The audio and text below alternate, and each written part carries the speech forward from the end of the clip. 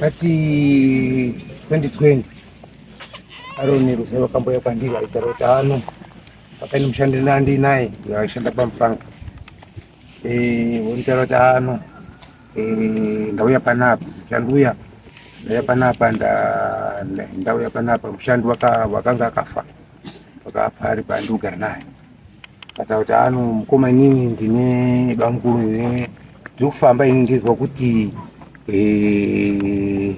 ndimi mushandi mukufaka weka mushandi anofana zvakanaka bapanapa dai zvaita taigona kuti tifambe taigona kuti uno tesitinde kwakwana samari muridzi munhu mwana iye nanobami zvimata ndadina zviswa dai makuona maimboti 7 ini ndo ndaina technician dai mauya kuti tikaenda kwamaunganidze timbofamba mukati maprofit umbonoti zvakamira sei ati alright kubva ipapapo ana kutondiwa munhu ipapo ubva ndakuuya futi 24 tonosvika ndiri kumunda uko tinorima beans tonosvika ukati iyena bamini naone bonini wapo wairi pasvika paya unditi anu ndauya panapa nyaya ndakataura iya yekuti mimi mimi ndimi mwana wangu hautsorowa zvakadini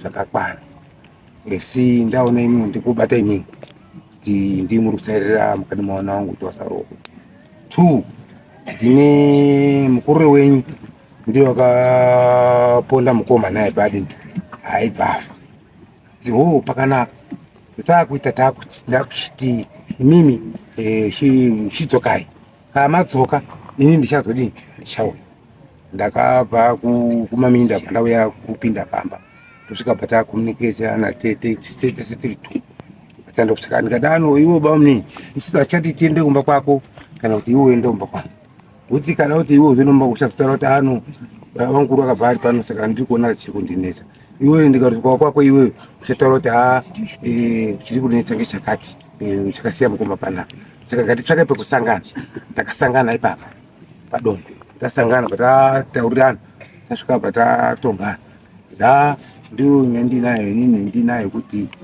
ndiyo yekuti imimi ndi mukuru wenyu ndiyo kaurataura plus imimi ndimwe ndikadano ini apari chimuziva munhu wakandofa ari kusenza pano hapari chinomboziva ndikamutora ndikabva kubasa ndikasvika pamba ndikamuendesa kumba kwake ndikasvika ndikataura naubereki wake kumba kwake ubereki wake wakazondaidza futi kuti uya kuno iwewe uya kuno asi chitaona isiso panapa hapa chitaona pamwana wedu iwewe kuti nditi wakabata mwana wangu endo pandati utandoenda kumba saka inini iye bamunini akadano zvakadaro inini ndine profit ndinaye dai takuona isiso taigona kuti iwewe baba munini baba mukuru iwewe nenini tindi kune profit yeyo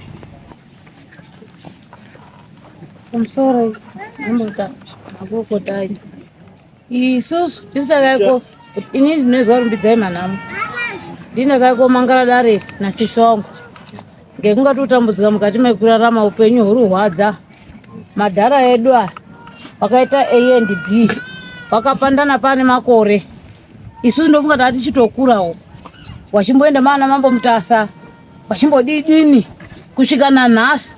Kupera kufa atisi kumira pagore watatu wairi pagore watatu wairi imi ona isusu taakupera tupera usiyana dziri nherera vanonga tibatani tigadzise zviro mazvona saka isusu tadaro kuye vamwe kuti isusu atiwirirani kati vangaite zvavo asi ukauri kuenda kuya mberi kwacho hakuna takandomira tiundochema futi zvakadini zvakadaro saka isusu takayako mangara kuno Rusekuru Nkosanjera akangada kuya kumusha kwedu. Madheti ndobva anda koreba. Tikati pamwe zvizotsarukana ba. Wanacho zvasutaura nacho kwadi kuti chiremba ruka musakati kana kuti chiremba ruka musakati hapana chaifamba zvakanaka. Isusu ndio pakuita shungu bekuti tiwe komangara kuno. Chiremba ni pakasvika zvo. Saka tukubati wana baba edu madhara edu sacho iye ndi B zvemuri kuona izvi. Wakapandana wega. Ndondoda kuti wabatana iwawawa. Chiremba ambotivhenekerewo timbobasiwa. Ndosaka ndatika muri kuirana here kuti chiremba aripo nhasi uripo mese muripo Muvene kwazi. Anozoya seba sekuru mkosanjera arara kumba kwedu. Arara kumba kwedu sekuru Chiremba. Wamwebva kuti mimi chuya ikuno uko. Tionesane pamwe na sekuru Chiremba. Akati mimi isei muri tidaidza nhasi. Pazuro mamusingatidaiziva. Hatuiyo bangoti mimi atusubatira pamwe chete. Saka sekuru mkosanjera musi ari kumasuri. Isu tichitungamira kuyamberi. Kuno. Ndosanduti mukasanjera wapano. Imimi maapano. Chirikuonesa kuti muchamuone chii. Wekubhiya wabva wasara hapana kakwana bapana vanhuba. Isiso weku 8 sitabva tauya. Waina Chiremba. Wekusaidi 1 wasara wauya washoma. Wamwe nacho bva wauya wese. No, isusu we are not worried. As long as wekubhiya wacho kwamuti kubhika. As long as they are there. Wari kuda kubatsirwa. Andi chinokutatsisa ichi. As long as kubhikwa muri beside zvacho kutone waripo ma representatives chinokutarisai ichi. Zita rangu ndi Aaron Ruzai.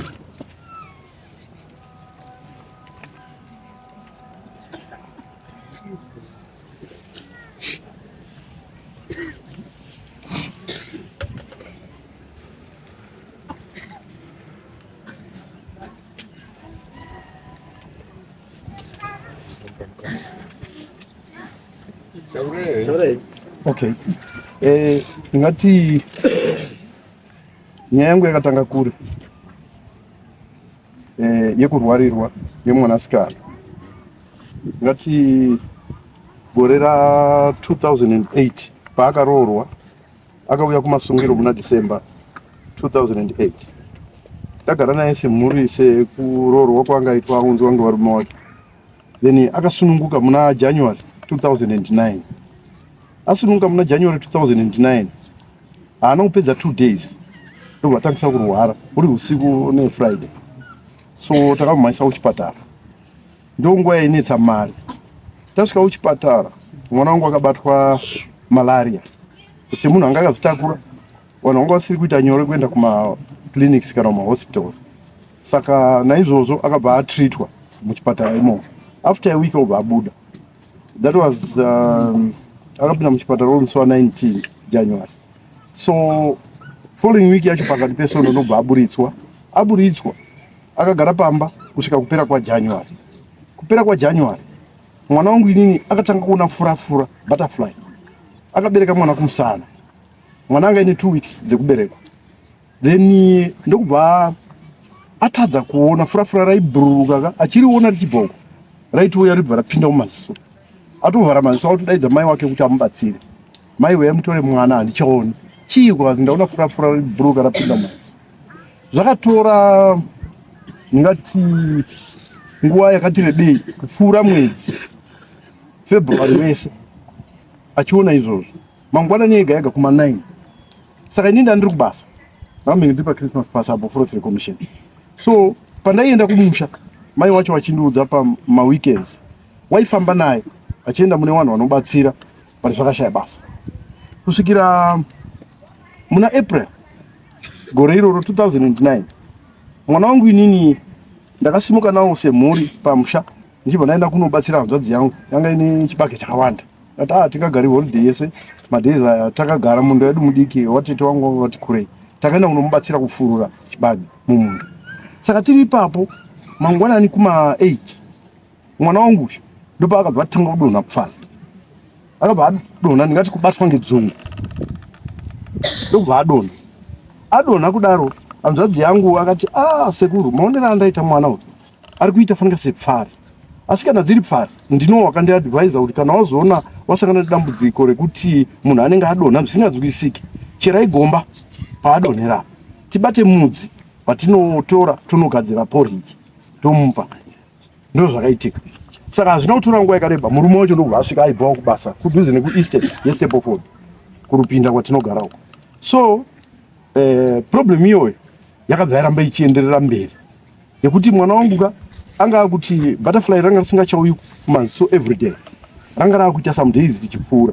But zvaiti it's either inini ndiri kusvika kumusha uko weekend kana ndaa some meters kuti ndisvike pamba mwana uyu atanga kuona fura ndobva rapinda kumaziso. Ndichisvika poka ndaitoudzwa nyaya iyoyo apa ndaingomona akasuwa Okay, saka zvakatora nguva yakareba tinofamba tichitsvaga takashayiwa information kwemakore up to 2018 ndo pandakazoona mumwe muprofita akandibatsira. Muprofita iye nhau yangu inini haana unga akwanisa kutanga kuibata as such, asi kuti inini ndakamuonesa ngekuti pane zvaakanga andibatsira kuti ndiende kunoita kumba ndinogadzira kuti ndikwanise kubatsirika. Zvinhu izvozvo zvakatadza kundiitira zvakanaka, ndakaona pasina chiri kuchinja. Saka ndakadzoka futi kune munhu yawo ndobva ndataura naye ndichimuonesa kuti no mai, pane chiriko chakaitika mumhuri yedu. Mukoma wangu uyu akaemploya mushandi wekuti achengete makudo achigara naye. Saka nenhau iyoyi munhu uyu kawe akazosvika pakufa wainaye, asi aidona pfano. Story kuti ndakurumidza kusvika ipapo. Anyway, nyaya yacho yakati rebei because yakatora makore akawanda. Inini 2009 ndine hanzvadzi mwana wamaiguru wangu ari anoberekwa nemurume akabata musoro mudumbu rimwe chete. Wana wamaiguru wangu mai wavo namai wangu mudumbu rimwe chete, baba wangu mudumbu rimwe chete, asi kuti baba wangu inini wakazoberekwa wange nhaka yemunin'ina wasekuru washaya. Okay, so ifamily yangu vanhu vakagara apa. Uyu ndimukoma, wana wababa mukuru wangu. Wanin'ina wangu wana wababa munini havana kuuya kana wandozvarwa nawo kuburikidza nezvatatinazvo. Tatine matare nachiremba kumusha. So pandaisira pekuti 2018 ndabatsirwa nachiremba uya, zvaramba kuita pandakazodzoka kichitu ndakamuonesa kuti no, pane nhau yakaitika mumusha medu, asi nhau iyi kai handisi kuinzwisisa kuti munhu uyu chifire chaakaita mumusha medu akafa zvakanaka here. I don't know. Nokuda kwei kwekuti mukoma uyu haana kukwanisa kutaurira vana baba pakafa mushandi wake. Baba wangu achiri mupenyu kuna 2003 kana ndisikakanganisi madate, kana kuti 2000 between 2003-2005. So ndamuonesa mbuya waya wakati kuva kadiwa ndiudzi muso wakasvika pano usikuona here nyaya yako kuti ngeingozi. Ndosaka iwe uri kusangana nedambudziko irori rekuti mwana wako ari kuramba achisangana neurwere hwaakazvarwa asina. Akazotanga kudonha 2009 up to now 2018. Nanza iwo inhauye ngozi. Nyaya iripo ndoda ndikubatsire kuti iwewe ukwanise kuenda kuna mukoma wako, asi usaende wega. Ukaenda wegaga uchakwanisa kuzorwiswa ngevanhu ava ngenhau yemaonero andiri kuita chifire chakaita munhu mumusha mavo. Saka usaende wega. So inini ndakabva ndafunga kuti regai nditaurire wanin'ina wangu. Ndakavataurira wanin'ina 2018 December, ndavadaidza kuti wauye tuonane pamusha. Wanin'ina wangu haana kuuya, wangu wakamanikidzika ngebasa kusvikira 2019. That was now pamadays akaita cyclone idai. The very Friday before cyclone ndakaenda kuna ambuya waya ndobva ndavaonesa kuti mai, nyaya makanditorera gore rapera iye wanin'ina wangu handinozokwanisa kuonana nawo, asi nyaya iripo ngeyekuti mwana wangu still haasi kukwanisa kuita zvakanaka. Zvaakuda kuti ndamberi kuti akuda kuita sekusangana nekamwe kadzungu kasiri kunzwisisa beside kudonha kwaisiita. Tikanzi no, it's okay, nyaya iri panapa. Saka wafunga kudini ndaiti kuti nyaya yako wakatopedza because ndakaonawo nemadays usikuya ndikati ainhau yebasa. Saka mbuya waya ndobva wakwanisa kunditaurira kuti ndikwanise kuenda kuna mukoma, asi ndisikaendi ndega. Madays ecyclone idai wazoone Friday night, Saturday yacho ndakakwanisa kusimuka pamba pangu kumusha kwandogara tine 5 kilometers distance. Changamire ndaimbokumbira kuti ndine munhu wandaona pana wauya nerimwe dare ari sabhuku wangu ari padhuza, kuda pamwe achauya achizondibatsirawo ngeumwombo pane zvaakaonawo zvakaitika kumusha kwedu. So tiri ipapo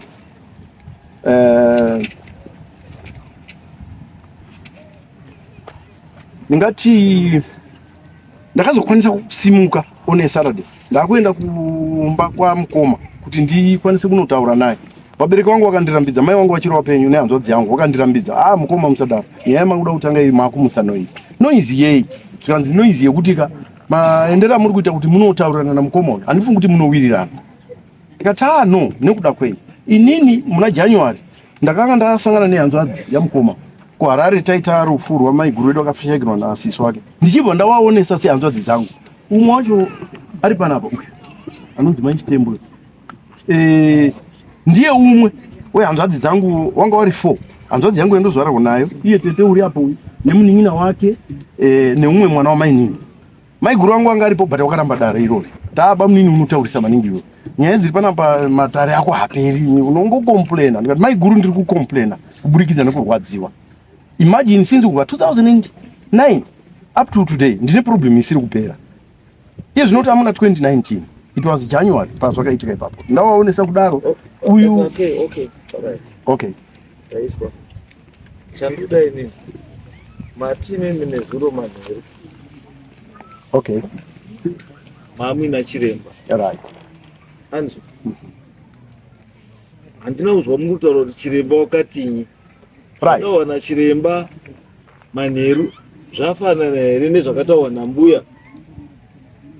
Ndakusvika padhuze. Ngoti ndine nyaya dzandajamba dzakawandisa. Inyaya yakarebesa. Ndakusvika padhuze. It's okay. Ndikona tutsa kuti sei? Ikatwe. Yes. Okay. So mimi Chiremba zvamamunaye nezuro. Chiremba wakati okay. Ngati kuti tizosvikire pazuva rezuro. Ava vemhuri tanga tagara tichionesana. Iye mukomana ndiri kumbata chaimwenda again. Ini ndiri kugara kusina network. Saka mukomaka ndaikwanisa kutoita 3-4 days ndisikakwanisi kumubata pafoni. Tiri inini kubva paatsanangura pekuti takaendesa nyaya. Mukoma wakamhangara kwashe nyama yende anditika. Ndokubva tazopiwa mupurisa wekuti tiende naye kuti tinoona Chiremba. Taenda kuna Chiremba, shuwa ridare ratakapiwa, takauya kudzosa kuna Ishe Nyamaende. Ishe Nyamaende ati tamuonesa nhau yatanga tatsanangurwa na Chiremba. Inini pari zvino izvi Chiremba ari pano kusvikira zvane zuro kuzouya kwaakaita. Chiremba akazouya tatisina mukana wekuti tikwanise kubatana. Saka kuuya kwakaita Chiremba akatouya atibvunza kuti makaringana here, ndikati chokwadi takaringana. Saka panhauya ndakapindura kudaroka. Uyu mukoma ndakamufonera. Mukoma uripi? Ndaandaswera zuva rese ndisi kumubata. Pandakazokwanisa kubata Chiremba nezuro masikati kuma around 1. Mukoma uyu ndandisi kumubata. Ndakazomubata manheru kuma 7. Ndichimufonera ndakaenda kumuonesa kuti mukoma Chiremba ari kuuya sekupromisa kwandakakuitai. Saka ndiri kuda kuti muuye musvike pamba. Chiremba asvike tiripo tese titambire Chiremba. Saka mukoma uyu haana kuuya. Dzimba dzedu hadzisi kure nekure. Zvangudainge panapa nepamushauri apo. Asika zvakatora up to midnight. Chiremba wakasvika. Tikamutambira. Chiremba tikamuonesa kuti hama dzangu sekuwadaidza kwandakaita handisi kuwaona. Wari wana oba mukuru wangu. Naizvozvo yanga iri nhau yekuti wanga vari kuramba kubhadhara Maria. Maria manzwa yataurwa macontributions ekuti tikwanise kudaidza Chiremba. Wana kubhadhara Maria. Wakabhadhara mari ndiye ega uyu. Mari yacho yakabhadhara ina upwana futi pacontribution yatakataura. Saka Chiremba akaita basa rake. Chiremba ndamumwe uri ya ari pana. Mambo, nyei makaita sei? Changamire.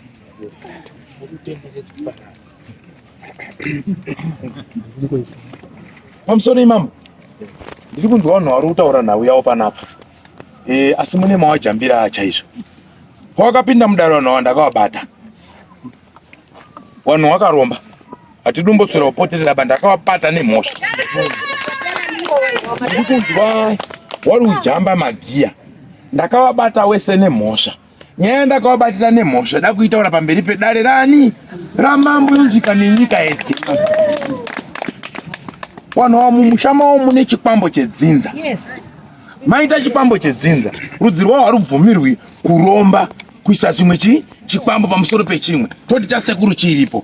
Vanhu ava vakazoita utsotsi vasara mushure mekunge varoverwa imba nemheni. Handizvo wane n'anga yavari kutaura ine mwana wawakazotora akauya koshanda mumusha mavo uyu. Waenda kun'anga iya wakawirirana zvawakaita sei zvawakawirirana. Nauya wakawirirana yakanga iri yekunochi kana wana wemukwambo wakanga wakuya kotorwa mukati memusha. Ndo pakatangira kupanana muti une nharo kana kuti muti wakatanga kukana nana sekuru mukati memusha. Watanga madhiri iyayo. Dzimba dzese dziri 2 dziri kunyepera kuita A and B idzi dzakayambanda dziya. dzayambanda dziya pawanga wakugadzira dhiri iri ndo pakatanga kubudirwa vakadzi kana kuti vakunda mukati memusha mawo kwakutobuda chikwambo chakutonogarira mbudzi chakutomwa ropa ipapo chiremba achibva waudza pachena kuti ichi ndicho chinonzi chikwambo ichi ya zvedu zvitaita. This is live. Wakatanga kukwera chinhu chipi? Chinhu chiya wafamba wakutanga kupandukirana pakazoguma pane nemabhasikiti neushongedzwa wechikwambo chipi? Chiya chasekuru chabva chanzi tsve. Muri kuona changa chakumhanya chamuhiti ndicho ichi. Letesiya yakonetsa vamwe wakakasika kozvibata.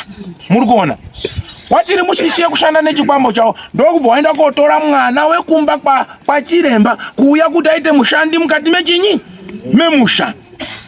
Mwana aigwapfawi muruzwa, asi mwana uya haana kubva zvakanaka mukati memusha, akazobva riri bhokisi apfa. Wanoti akadonha paruwere ndokutaura kwawo vaenda kuti pfurundondo mumvura.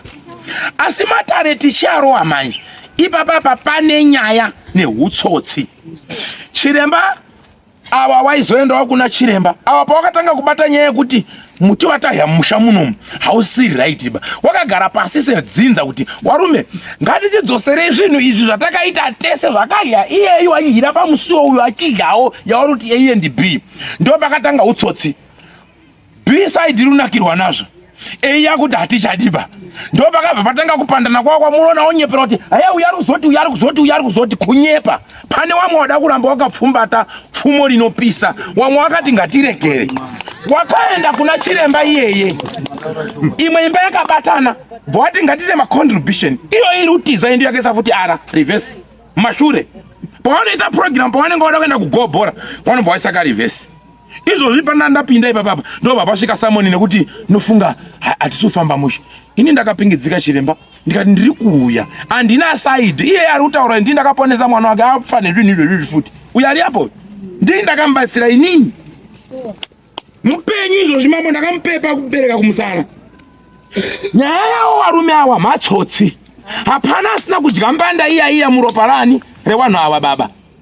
Ava waskinyiwa neona kuti iyi nyaya yedu chikwambo chemumusha ichi neichi hazvisiri kuita sei kuwirirana. Uye wafamba papatoo nemabhasikiti angaamo. Uyu ndiye akatanga kutiza uyu ndiye akatanga kutiza. Pakarongwa urongwa hwekuti tida iso uyu bvaonoti munomatoo nemabhasikiti mane kuraparapa kwamunomu bvati fokoso uyu. Pawakaenda kwachiremba kuya wakasvika chiremba akachiti kuti nditore zvinhu zvangu akatanga kuchajwa. Uya akatongesa uyu kuti bhasikiti tisu takatenga, jira tisu takatenga, bakatwa tisu takatenga. Chiremba ari kuti chaja kuda kuti bhadharisa bhasikiti nembanda ada kuti bhadharisirei. Ndio pakatanga utsotsi wekudhirika kwewapi kutongera chiremba kawo. Uyu chiremba ari kuzviziva kuti mubhasikiti haringonzi bhasikiti regaka, manga mane mitete yanga yamo nenyanga dzanga dzamo neushongedzerwa hwembanda hwanga hwamupi mubhasikiti. Uye mbanda idzi ndidzo dzawanga uri kudya pagore waimwa ropa rembudzi waisheka waidya warupira chikwambo chipi ichi shoko mariyo. Yanetsa nyaya iyaya awo akati sisingatikupure awo bva wati kwete. Muri kuona awo bva warongana wakunongedzana kwatanga manje ANP yawo iya. Awo bva warongana bva wabatana bva waenda semhuri. Pairwara mwana uyu manje nyaya yakaonetsa. Awaiti wakaenda wakatanga kuenda semhuri bvaobhadhara handizvoba. Awabhadhara awaona kudini hawana kuenda. Mariyo akati aiwazve ndakarapa meseka inini. Mese makayamba ndayani yangu. Ndiri kukudai mese papi apa. Munhu anga akubudirwa nemudzimu wangu achiya zvinhu zvangu izvi ngauye pano areurire chokwadi nokuti chakazoonetsa panyaya iyi. Munhu anga ane mabhasikiti uyu akachiona kuti panga pakopisa mabhasikiti akanganisa mhiko dzavanga akapiwa kuti musazoyetsvara pasi dzehuku nekudidi bva wapundura awo komanawo. Akaona kuti magetsi akutacha kubhasikiti ndokubva aenda kuchechi ndokunza mabhasikiti aane nhombo. Awa pawakaendesa mabhasikiti aotambirwe kuya uya achovheneka chiremba bvaona kuti no bhasikiti rangu nezvamo mawedzera. Bvanzi mhosva nyakuwedzera hana kuenda bohu nanhasi nyakuwedzera rudini ari kudududza. uyu akati yangu yemabhasikiti haina kudini, haina kupera. Ndakungokuchenesa iwo imimi half side, asi ndinoda kuti muuye mese nekuti hapana asina kudya mbanda yangu kana chikwambo changu kumba kwenyu. Saka ndinokuchenesa isei kuti hafu kwakachena hafu kwakasvipa. Munonditi ndidini nini chiremba? Awana apa ndikunyepa here baba, ndikunyepa here baba. Right. Saka nyaya yanetsa kudaro yaputika nyaya kuti warume avo wachichibatane manje kuenda kwani paMario kwabva kwaenda koita ndaka ndo kwachiremba kuya ndo kune mwana uya kuita mushandi mumba meuyu abva azodzokera rachi rabhokisi. Uyu pakafa mwana wasuma waita zvese wakutakura mwana wakuenda. Mario akati mucheka wake mtsuka patara, kana pane zvamaita kumwana wangu muchauya iwewe jamba mucheka uyu. Ndiyo hondo yandakatanga kumubatira mumatare. Ndikunyepa here bamba? Aiwa dairisa usataurire pasi bataurisa. Andina kukubvunza here kuti ko iwewe parufu wakazviona sei kuti parufu waendawa parufu rwewanhu munhu atandarira pamba pako iwe wakanzirara kukaisirwa mucheka ukanzi jamba kuti utakurane nechinyi nemufi uya nanhasi ndiyo hondo yamakonetsana. Ndikakuudzai pachena kuti dhiri renyu kuti ripere ramunoswera kuita naizvo hapana chinonetsa. Imimi naMario kana pasina sawira hamukwanisi. Uyu aendazve abata dare repfawiri ini aienda nevheseri nemwana aisvika inonzi 300 aibhadhara mombe aidzoka, aidzokera futi 300 aibhadhara mombe aidzoka. I think akaenda 3 times ikoko kun'anga uku ari kusiyani kwanga kuine mwana kuti Mario ataurirwa kuti iwe shamwari iweweka panga kuine mwana wangu uku ABCD haichatauriki akabva irumo iri pai iri mugiya. Saka nanhasi uno warume kuti wabatane kuenda kwaMario matsotsi ndo pane nyaya mambo. Ndoda kuti mambo mutibatsire nedare dakuenda nematsotsi aya kwaMario ese A and B ndo kune nyaya.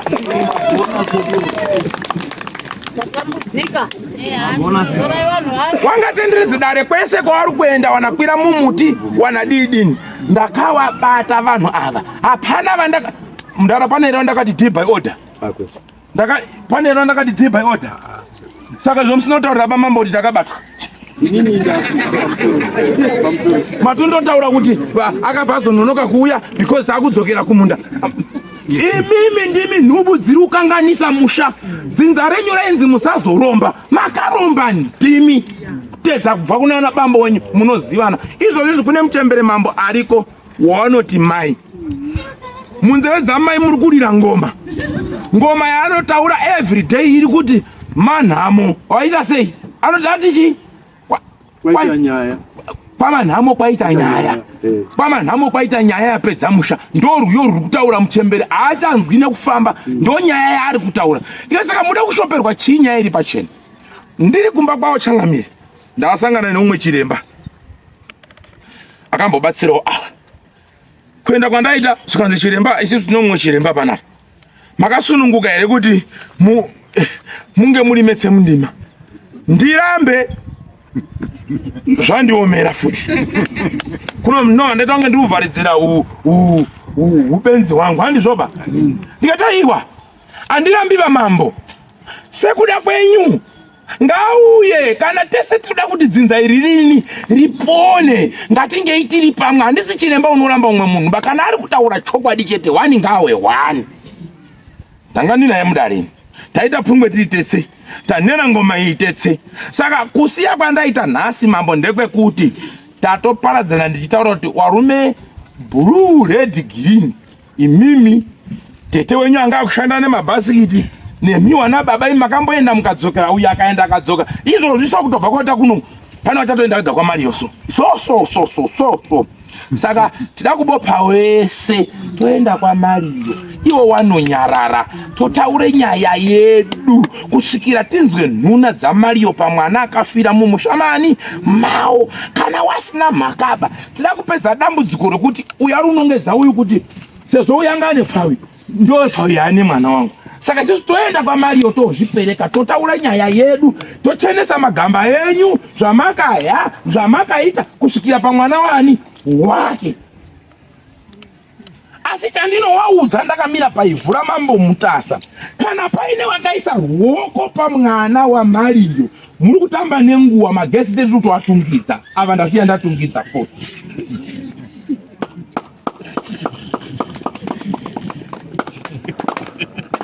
Tapedza changamira. Hapana mutsvene bamatsotsi aya. Musambone unyepera kuti tom. Matsotsi. Wari uratsirirana ndakavabata nemhosva yekuratsirirana. Hapana sina uratsirira umwe baba. Ndatambudzika shuwa. Amen. Wana kune A ne B ibaba. A ne B yacho rukonzerwa nawo. Right. Saka chizwa izvi. Kana nyaya yakatodaro yakanaka. Anika une kombi. Wangu changamira. Uchibva pano ubva watakura vanhu vako wese kwaMariyo. Because we cannot have a situation yekuti tinoramba every time. Hatiti time yekuti wana vari kutambudzika, wana vari kufa, wana havasi kuroorwa, wana vari kuona mabutterfly, wana vari kuona chii nechiro chamunoziva munyepero wanga musingazivi. We cannot allow that. Ndo wanga upenyu hwemwana imba yadistebheka zvese uyari apo ipo nono yajesu. Saka mambo kana matonga sekudaro judgment aiwa handina mbiba ngoni pamupurisa todzifambira nyaya dzacho topangana kuti toita sei kuti tiende gorongozi barwe Mozambique kwacho. Iyi yatopera ichitobva yapa chirongai muri kuseri endai mopedze nyaya.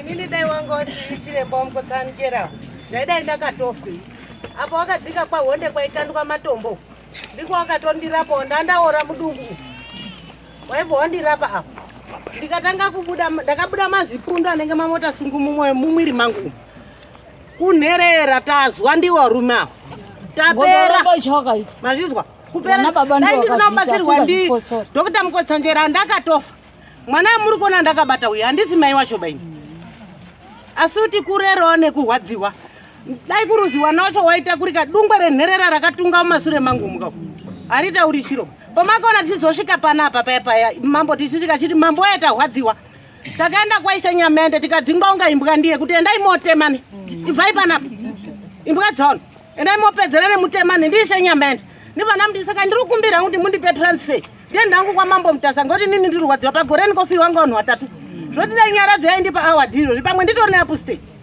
ngemabhokisi ningotora kunyaradzwa pagore ningoiga vanhu vatatu iyo rime yangu anomboita nekurwara ba ukandoti wana waibuda kwenda kuchikoro masikati wanouya koyaminya kudzoka na5 wati kungungu wafa parwadziwa hapana inini kwautofone woti mai wanyarara basi mari yangu yaningosenza kubasa ngeye kwenda kumakuwa nekuchengeta nherera dziri sara mambo aini ndarwadziwa ndiwo rume wamatsotsi.